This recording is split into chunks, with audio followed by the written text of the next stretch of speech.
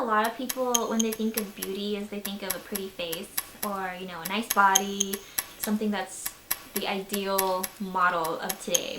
It's not the amount of makeup you have in your face to make you feel beautiful, it's like who you are inside that has to shine through that.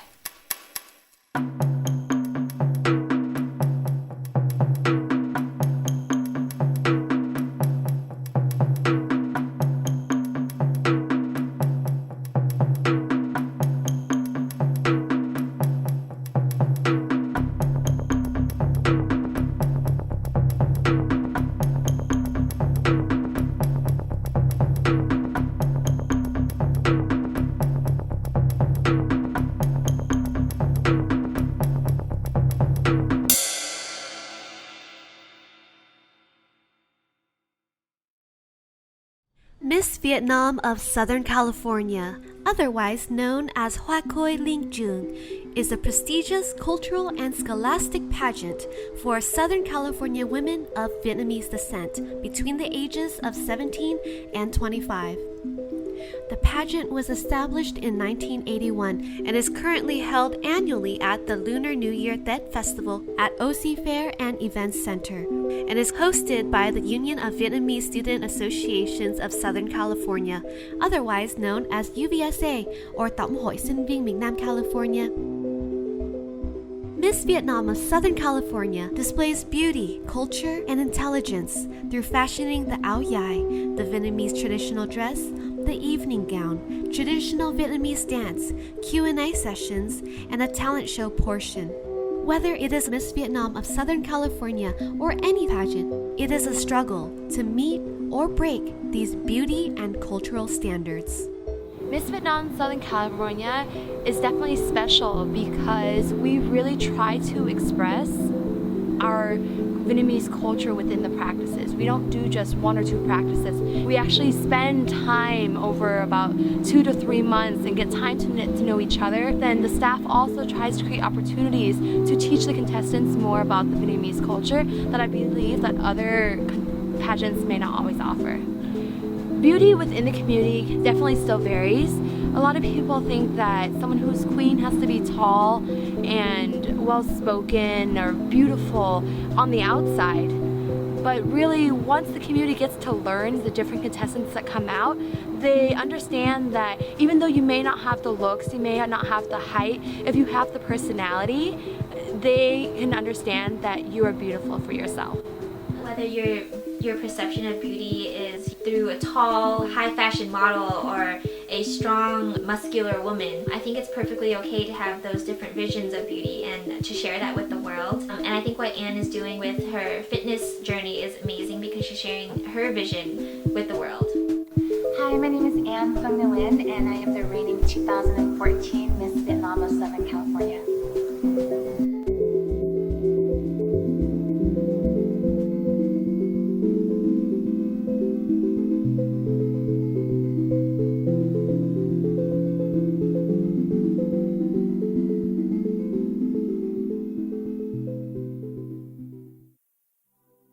I originally applied, honestly, just to see if I could do it, you know? I don't feel like I am like the traditional Vietnamese woman or like I fit into certain molds and standards, and I just wanted to see if like a girl like me, you know, could do the unthinkable or the impossible and just be myself and be able to win. If I'm gonna leave the pageant, I'm gonna leave as myself. I'm gonna make sure people remember me for me, not someone that I'm not. So when I came to pageant rehearsal, I think it was like the weekend before the actual pageant, I didn't bring anything. I stood in front of like my pageant sisters and like the directors and everyone, and then I told them, I was like, hey, I was gonna do Tahitian dancing, but it's not me, it's not who I am, and I'm gonna weight lift on stage. I remember she got extremely emotional about it, and we just said, you do what you want to do. This pageant is not to morph yourself into some kind of idealistic person that people want to see. It's about you expressing yourself. It was a really like solid moment for me because I learned that I could just, you know, just be myself. There's nothing wrong with being yourself and showing people who you are and what you love. Like, I don't need to pretend to be someone I'm not for the sake of like, you know, a title. And it was really empowering that day. Pageant day, I started off crying. It was a mess. The night before, we were doing dress rehearsals, and I thought I could, you know, for my finale, for my talent section, I was gonna put a guy on my shoulders and squat him. So he stood straight, and then I lifted him onto my shoulders and I squat him, and I was like, okay, good. Let me practice one more time.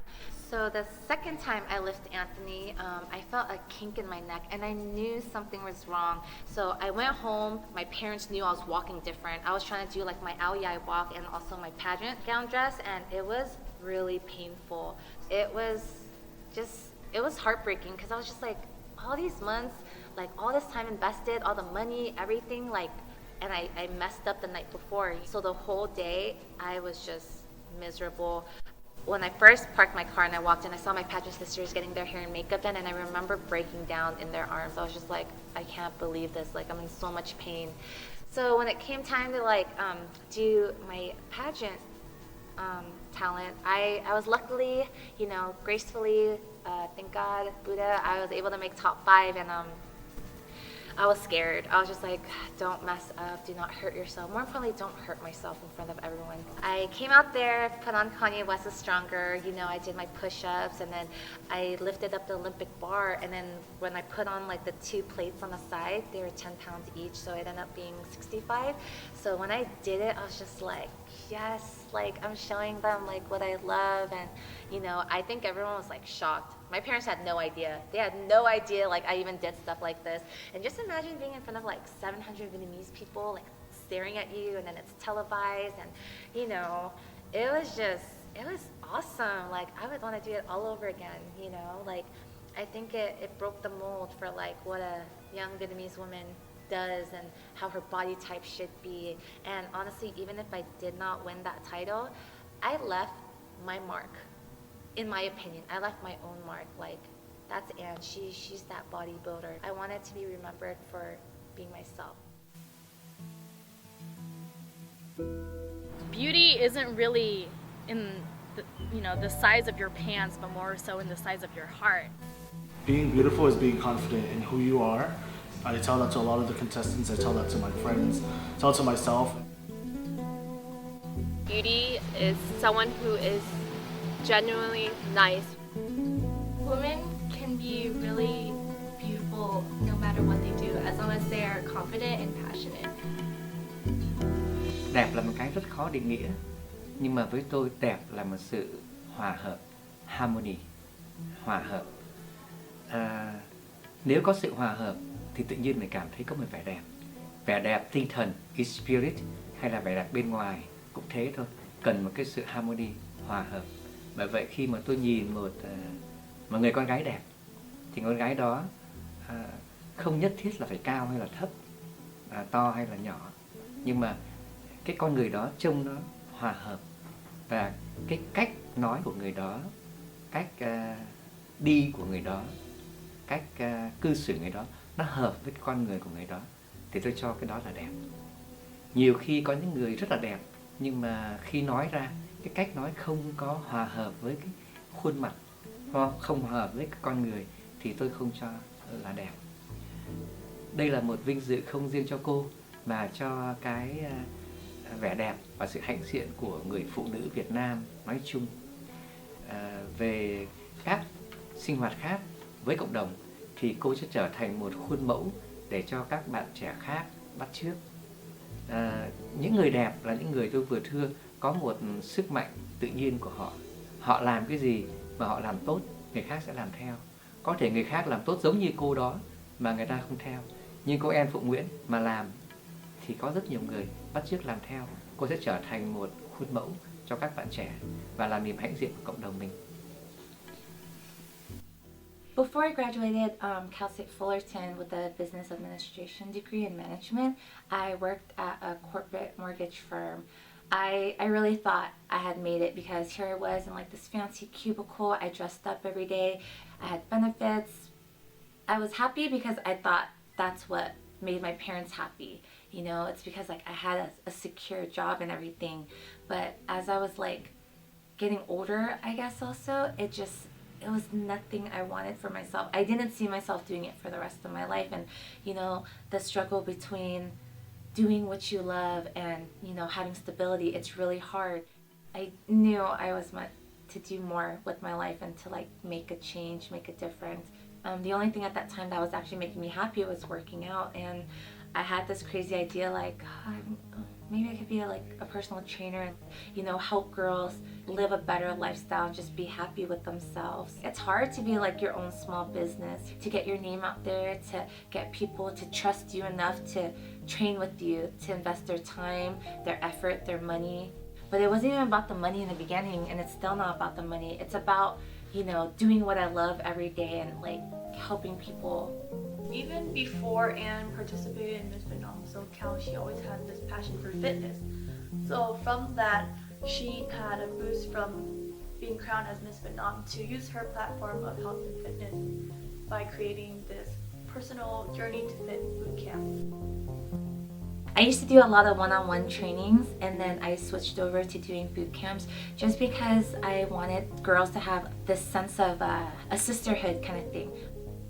She had the support of some of her fitness friends, and it allowed girls who never worked out before to come, and she showed the basics of working out and what you can gain from working out and how much of an impact it can make on your life. With my first boot camp, it was in October, and I had 6 girls. And the next time I released the boot camp, I had 22 girls. It blew my mind. You know, I was just really thankful that girls wanted to like even come be a part of this. Everything starts off with like just a thought, an idea. And with the boot camp, it's been just an amazing journey because I got to meet so many girls, and just there's stories of them telling me like why or how they even found me on Instagram, or, you know, their friends referred them and whatnot. Like, it's crazy. So when it comes to not only on a cultural perspective, but being a young Vietnamese American and just being a young woman anyway, there are so many things that you deal with. And on the cultural aspect, you have the traditional side of the Vietnamese community, and you also have the American side. And sometimes the ideas of beauty definitely clash. It's crazy. I would think that, you know, you see someone in your community trying to do something better, like, wouldn't you want to support them? When fashion designers don't invite you out to shows, like that, yeah, that hurt my feelings. When makeup artists tell me I'm not skinny enough, yeah, that hurts my feelings. I'm not gonna sit here and lie like it doesn't. It hurts because they're Vietnamese like me, and like you would think.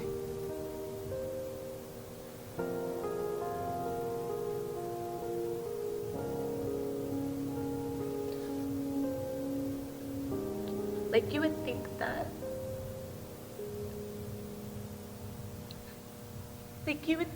they see someone that could be their daughter, like, out there doing something that they love, and yet they're gonna judge me for being who I am, trying to do something good with my life, trying to help other people. Like, I'm sorry, I'm not tall and skinny and, like, you know, I'm not a pharmacist or a doctor or something, but that's not my passion in life. That's not what I want to do with my life. Traditionally, older folks tend to belittle women, and they kind of brought that idea over here. There's still, you know, young Vietnamese American girls that are kind of growing up in that situation, and when they have that mentality, they tend to, you know, stick to themselves. They don't get to really like express how they feel. I remember I was given the opportunity to shoot with Fit Apparel. When I got the photos, I showed her, I was like, look, Mom, you know, and this is exactly what she said. Tại sao con làm cái đó? Ghê quá. In translation, why'd you do that, you know, to your body? Like, it looks gross. It hurt. And when she just told me, like, it looked gross, it hit me really, really hard. I looked at her and I was like, my body's not gross. Why don't you support me? Why don't you just get it? She said, it's not that I don't support you, it's just I don't understand, you know? And when she said that, when she said, I don't understand it, it all made sense. Like, she didn't understand where I was coming from because she didn't grow up in America. She grew up in Vietnam. She grew up with all these stereotypes or all these images that she thought were beautiful. Right when she said, I just don't understand, like, everything was okay at that point. And I just looked at her and I was like, it's okay. I'm always going to remember that conversation with my mom just because it was that breaking point I needed to be more open-minded to her and to just like the older generation. Người Việt trẻ, they did an article, you know, on my journey. The title was like, oh, Miss Vietnam, she likes fitness, so what kind of thing, like what's wrong with women like being into fitness. And they basically covered my transition and my career. I brought the article you know, home, and like my dad sat there and he read it with me, and you know, it's nice. It's memories like that that matters. My family, we were from Nha Trang, Vietnam in 1990. My parents came here with $60 to their name. We had like a 1-bedroom apartment, and my dad would put his work desk and my mom would put her sewing machine, and like we would sleep on the floor.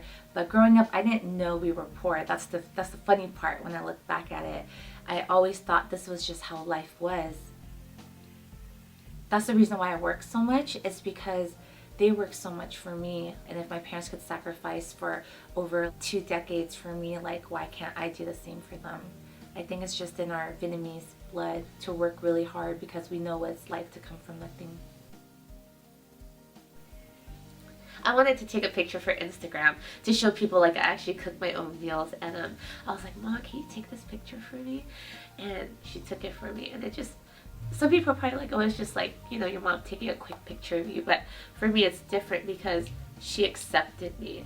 Like she understood why I was doing what I did, and you know, it just meant a lot.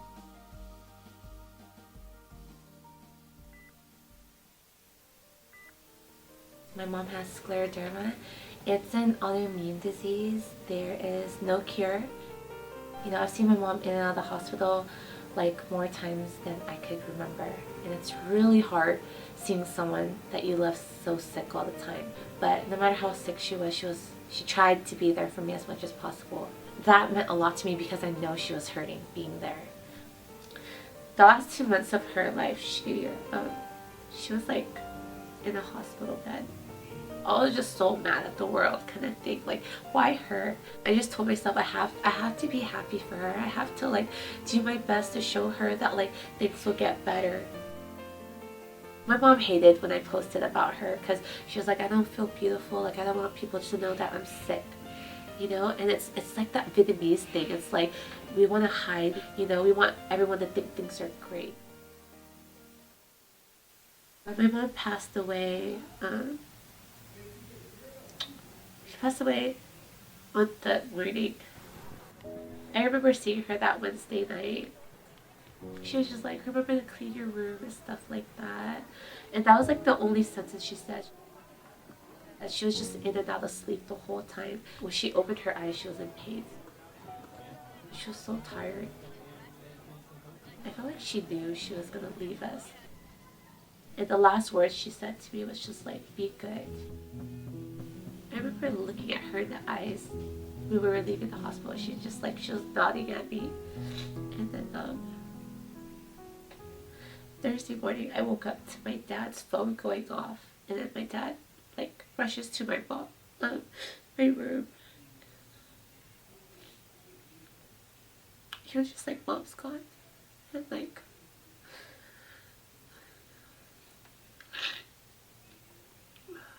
I think that's like the worst thing. Like she passed on like that morning. Like, man, like that's supposed to be a really happy time, and it's the most important person in my life's gone. My brain honestly was just going a mile a minute. I was just thinking about like, God, I wish I could have done this and this and this with my mom. I wish my mom was here. Like, I wonder where my mom is right now. I wonder if she's okay. Like, just seeing everyone with their moms, I was so jealous. How could they get to be with their mom and like not me? I was just so mad at the world. It was hard. It's still hard. And then I had to think about the pageant. I had to step on stage in front of like all these people. Am I really gonna go to this pageant right now? You know, or go pass off my reign?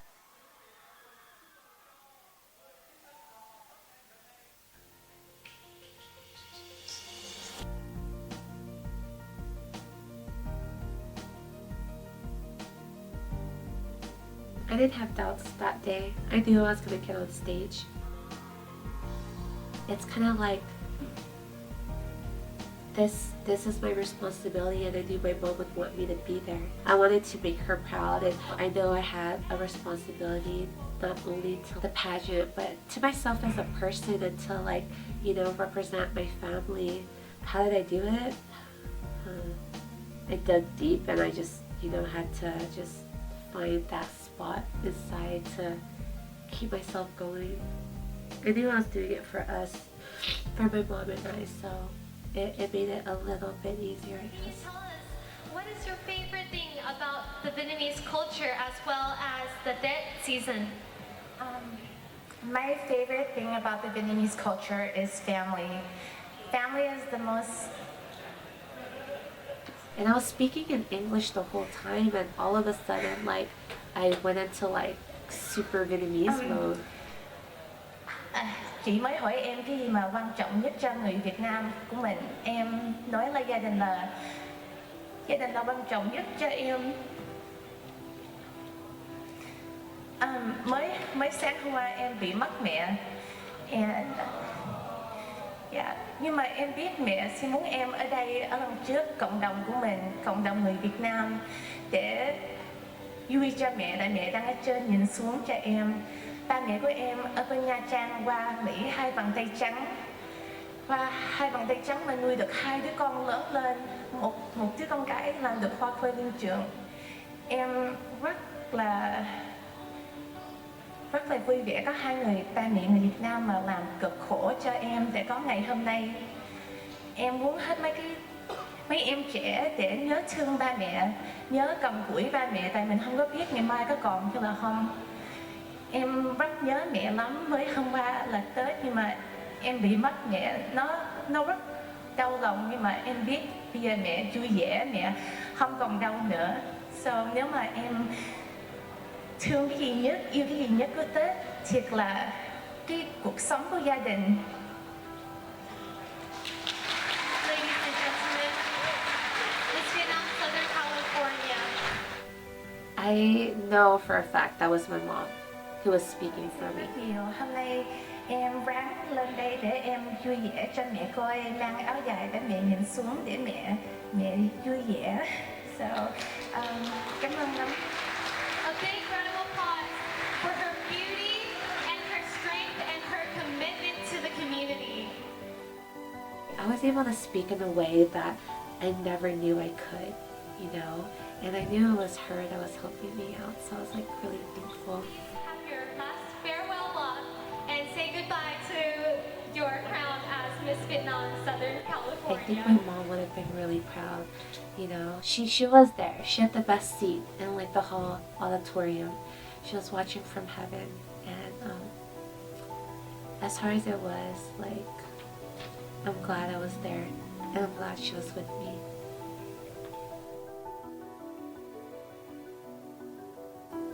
Presenting your new queen of Miss Vietnam, Southern California 2015. When I put that crown on her head, I felt like a sense of relief kind of thing, just because I was tired, just trying to analyze and process everything with my mom. I was just like, okay, here, you go and take this reign and make it yours. I'm very confident in Yim as the next queen. I feel like she has her head on right. I feel like she has purpose and she has passion. My advice for Yim is to stay true to yourself. She's an engineer, and you know, it's awesome to see women, Vietnamese women in different roles like that, you know. It's a beautiful thing. I think that your mind is much more beautiful than your outward appearance, and beauty fades. We're all gonna get older, and there's always gonna be the next person who's more beautiful than us. But when you have a beautiful mind and you're smart and you're gifted, like that will always be with you for the rest of your life. Never let anyone make you change. If you're passionate and if you have a vision, stick with it. Don't let the title or even like the crown ever steer you away from like your goals and what you really want to do with your title. Your question is, what have you learned about yourself through competing in Miss Vietnam of Southern California pageant? This whole entire experience, it's been very, very life-changing to go through all these things with the public. From my pageant to becoming a personal trainer to my first fitness contest to my mom's passing to just everything. Like, it has been one hell of a ride. I can't believe a lot. I can't believe everything has happened. Just anything's possible. If you were to tell me a year ago that I would be a personal trainer, I probably would have just giggled like, yeah, right, you know, something in my dreams. But don't ever let someone tell you that dreams can't take you places, because they can. And you just gotta keep going when times are hard. The hardest battles are made for the toughest soldiers. This last year, and being Miss Vietnam, she like really used her queen power for something. The amount of confidence that she exuded was incredible. Like, I could feel her confidence from like the corner of the room. And oh my gosh, like when you watch the talent portion and what she can do, it's almost like you want to hand her the crown. She really is just a very motivational person. She will try to find something positive out of the most negative situation and turn it into a motivational thing. And I think it just comes so naturally to her that it just flows out of her. The way how she presented herself, her leadership, her independency, she won the community's heart. There's so many beautiful women out there, and I think that she was able to encourage girls to be different. Em Phụng là gói kho ra, nhưng mà một cái người xứng đáng để tất cả các em sau này có thể là nhìn lên, coi như một cái role model của tất cả cộng đồng người Việt mình hiện tại. You know, she's just a really good idol, you know, to look up to. I get to wake up every day with a purpose. My goal was to be happy and do what I love while helping others do the same in their own personal lives. When I get emails from girls that tell me they're proud to be Vietnamese because of me, or because of me if someone wants to live a healthier lifestyle, or just to be happy or go after their dreams and goals, like that makes me feel really good inside. I'm just very thankful for like my positive support system. Everyone who's ever believed in me, it really means a lot. And as much as people tell me that I inspire them, they inspire me.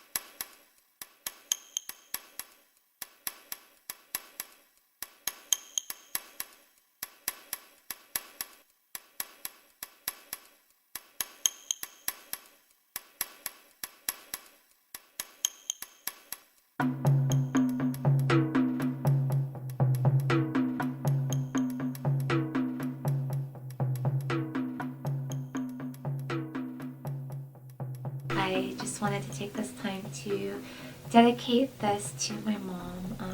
Mom, I hope that you're happy, you know, in heaven, and just know that I miss you and that I think about you and all that I do, and just know that I'll make you proud and that I love you with all my heart.